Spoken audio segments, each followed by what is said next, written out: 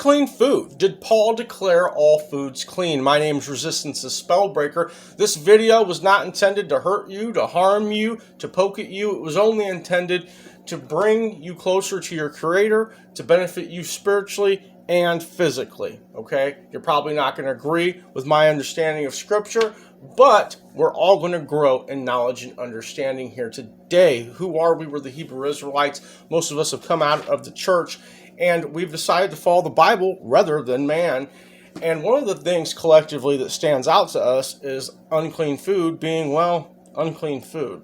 Now, Christians do have a few passages of Scripture that seem to suggest otherwise, okay? A few of the passages say things like, it's not what goes into a man, but what comes out of the man that makes him unclean because it comes from the heart. Another one they like to point to today, we're going to go to, is Romans chapter 14, verses 20 and 21. I have a KJV, and it reads, "For meat destroy not the work of God. All things indeed are pure, but it is evil for that man who eateth with offense. It is good neither to eat flesh, nor drink wine, nor anything whereby thy brother stumbleth, or is offended, or is made weak." Okay, so people will take that passage and say that Paul declared all foods clean. Now, we have to look at this particular passage and where it's at in the Bible. What does that have to do with anything? Well, it's in the New Testament. And not all people believe that the New Testament is Scripture. Some people don't believe that Paul actually wrote this. I believe that he did. Some people do believe that Paul wrote it, but they don't believe it was intended to be Scripture, as these are letters from Paul written to Corinth. Okay, so there's a lot to take into consideration. Who put it here in our book? Do they have the authority? Things like this. Another thing is the translation, okay?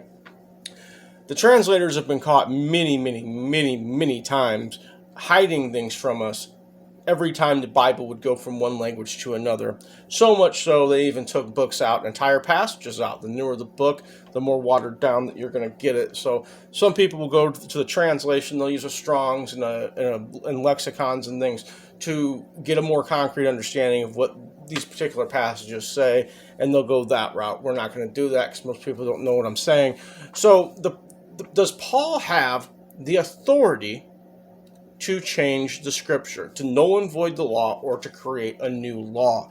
Not just in Paul, but in the grand scheme of things, overall, when you read the Bible, I don't think that Paul plays such a significant role that he would have the authority to do that. And I think most people would agree with me, or should definitely agree with me about that. Now, when it goes to the pig, or unclean foods in general, but we're going to primarily be focused on the pig because that's what most Christians have a problem with and what they eat most often. Unclean foods are meats, okay?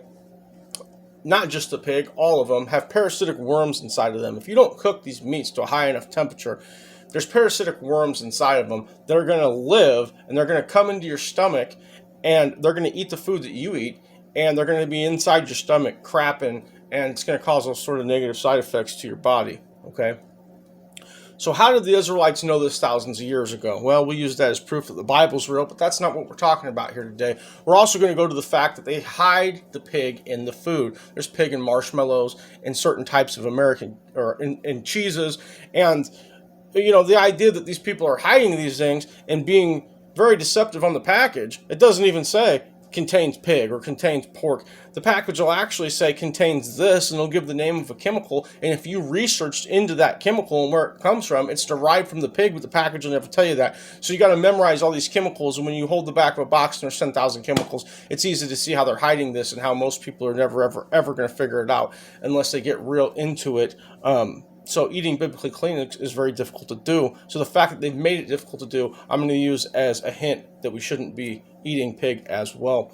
So they say that Paul declared all foods clean, and that includes pig, and it justifies them for eating all the pig that they eat. So what I'm going to say is we're going to go to Asia, okay? Over in Asia, there is vending machines that you can go to, and you can buy used little girl panties, What? Yeah. And what they do with these used little girl panties, because they put these little girls in a room, and they sweat. Their vaginal sweat and their ass sweat goes onto the panty, and they take the panty and dry it out, package it, and put it in a vending machine, and people will actually purchase that and make tea with it. Remember, Paul declared all foods clean. Over in China, they have poop soup, where human feces is the stock of the soup. Remember, Paul declared all foods clean. They actually have poop on a stick that they bread and throw in a fryer. It's a street food. Remember, Paul declared all foods clean. They have monkeys that eat coffee beans, and the coffee beans cost a whole bunch of money after they come out of the monkey's ass. Remember, Paul declared all foods clean. You see, the human body can eat rocks, it can eat glass, it can eat bugs. I mean, it can eat tree bark, okay?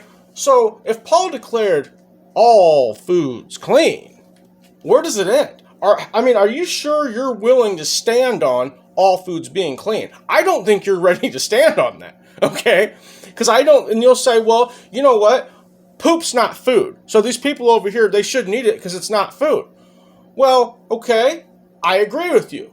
But where is Paul getting his understanding of what food is? Is Paul an Israelite from the tribe of Benjamin? I'm pretty sure that he is. Where is the tribe of Benjamin gaining their understanding as to what food is and what food isn't?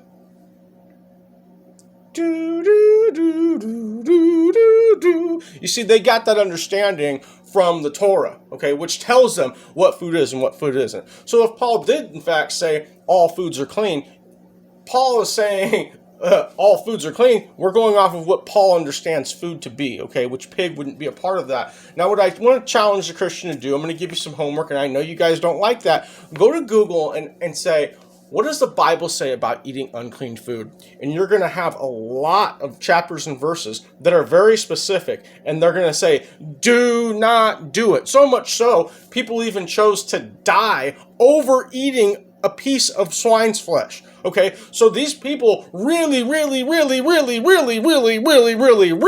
did not want to eat unclean at all, no matter what, okay? So this was a really big deal. And after you read all those passages that give you an absolute don't do it, then I want you to go back to Romans chapter 14, verses 20 and 21, and I want you to read that. And I want you to, and a few of the other passages as well, the Christians point to say that it's okay to eat biblically unclean. And I want you to come to an overall conclusion as to, does the Bible actually say that it's okay for you to eat pig? And I don't think that it does.